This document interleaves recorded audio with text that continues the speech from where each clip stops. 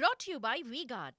સમાચાર વડોદરાથી લાયસન્સ વગર મરી મસાલા વેચતા વિક્રેતાઓ પર પાલિકાની લાલાંક મંડપો ઊભા કરીને મરી મસાલાનું વેચાણ કરતા હતા। કારેલીબાગ મુક્તાનંદ સર્કલ પાસે સ્કાય ટોપ ફ્રૂટ પ્રોડક્ટના નામે વેચાણ થતું હતું।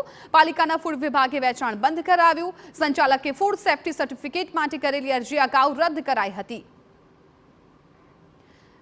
અમારા સંવાદદાતા પ્રશાંત ગજર વધુ જાણકારી આપી રહ્યા છે। પ્રશાંત, વડોદરા શહેરના કારેલીબાગ વિસ્તારમાં ઠેર ઠેર મરી મસાલાના મંડપ ઉભા કરી દેવામાં આવ્યા છે અને ગેરકાયદેસર તેનું વેચાણ થતું હતું। ત્યારે વડોદરા પાલિકા મોડે જાગી અને કારેલીબાગ વિસ્તારમાં જે ગેરકાયદેસર મરી મસાલાનું વેચાણ થતું હતું તેવા વિક્રેતાઓને ત્યાં દરોડા પાડ્યા હતા। ત્યારે એક મહત્વની બાબત સામે આવી હતી કે આ જે વિક્રેતાઓ છે મરી મસાલાનું વેચાણ કરી રહ્યા છે તેમની પાસે લાયસન્સ જ નથી। જે ફૂડ એન્ડ સેફ્ટીનું લાયસન્સ હોવું જોઈએ, લાયસન્સ તેમની પાસે ન હોવા છતાં પણ મરી મસાલાનું વેચાણ કરતા હતા। ત્યારે પાલિકા તંત્રની ટીમ દ્વારા તેમની સામે લાલાંક કરી કાર્યવાહી કરવામાં આવી છે અને મરી મસાલાનું જે વેચાણ કરતા હતા તે વેચાણ બંધ કરી દેવામાં આવ્યું છે।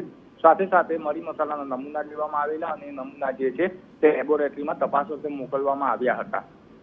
બિલકુલ પ્રશાંત, આભાર। તો લાયસન્સ વગર મરી મસાલા વેચતા પાલિકાએ કાર્યવાહી હાથ ધરી છે। મંડપ બાંધીને તેઓ મરી મસાલાનું વેચાણ કરતા હતા।